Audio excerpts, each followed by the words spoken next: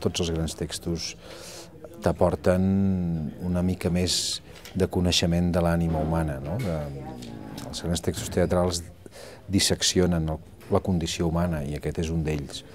I llavors, doncs, això sempre és bonic de submergir-se en aquests personatges amb tantes contradiccions i bussejar dins d'aquest laberint emocional que representa el pare Flynn, que és el que faig jo, però vaja, penso que els 4 personatges el mateix. La palabra dice que con fe puedes mover montañas, yo soy testigo y sé que si yo puedo, tú puedes, juntos podemos ser ejemplo para que ellos nunca dejen de creer. No te des por vencido, ¿quién dijo que era fácil? Yo también mandé al carajo a todos, bueno, casi. Es que da coraje cuando uno busca el apoyo y te das cuenta que estás solo en este rollo.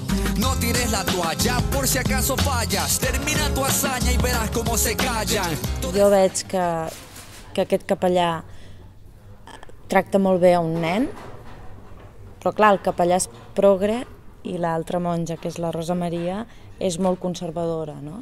Llavors, clar, tu veus una persona que diu no, si fa això és que abusa del nen, i ell que diu escolti, que s'ha de ser a la vida una mica més obert, s'ha de...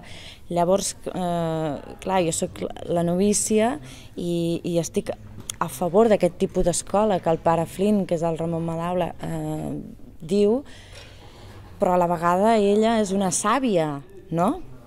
És un bon home, però té un problema, té unes inclinacions sexuals que el fan sentir-se dolent. No estic dient que sigui un pedrasta, Això no ho sabrem mai, si ha comès algun acte delictiu. El sucre... Ah, sí. 1, 3. 3. Soc llaminer. Té aquesta inclinació sexual moralment reprovable, no? Absolutament, que li poden agradar als nens. I ell això ho sap i això el fa patir. I el fa dubtar de la seva vocació, el fa dubtar de si realment és una bona persona o no, de si pot ajudar els nens realment o allà darrere hi ha alguna més. Penso que a l'espectador li passarà exactament el mateix, que anirà preguntant-se qui té raó, qui no, tots són els veus culpables, els veus innocents, és com... Donarà de què parlar, jo crec, de com som.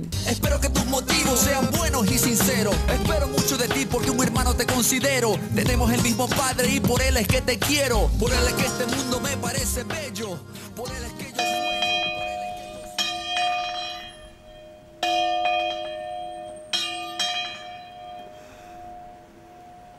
Antígona deixa l'antiga Grècia i ve a manifestar-se a l'Atenes convulsa del segle XXI. La companyia Motus fa reviure aquest clàssic i el converteix en un paradigma. L'heroisme d'Antígona segueix viu en els joves d'avui. Les partitures del mestre del tango també tenen un espai al Festival Grec d'aquest any. Juan José Mussolini interpretarà amb el seu bandoneó i amb acompanyament orquestral els grans temes d'Astor Piazzolla. Qui ho deia, això? Freud? Aquesta obra de Victoria Spunsberg es qüestiona què vol dir realment tenir poder.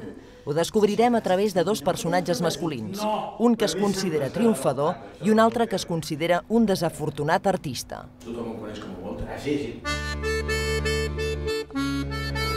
En aquest espectacle de circ, els acròbates tenen tendència a convertir-se en torres humanes.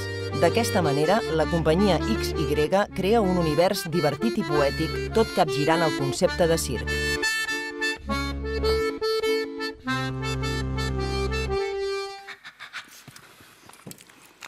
La companyia Motus segueix reflexionant al voltant del clàssic de Sòfocles, Antígona, aquesta vegada amb la intenció de concebre un teatre que proposi una acció per analitzar el sentiment d'impotència que aquesta genera en nosaltres. Puc preguntar-li què ha escrit amb aquest bolígraf? No res, és una idea per un sermó. Ah, n'hi ha vingut una? Sí, en tinc constantment. Quina sort. Se me'n van del cap i per això m'ho apunto.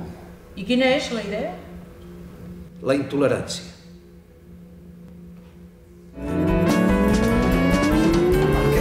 Un grup que, malgrat l'èxit aclaparador dels seus darrers treballs, no ha deixat enrere el seu estil fresc i quotidià. Així són els Amics de les Arts, que trepitjaran l'escenari del Teatre Grec per presentar-hi el seu últim treball, Espècies per catalogar. Més informació a la nostra pàgina web bsn.cat/grec.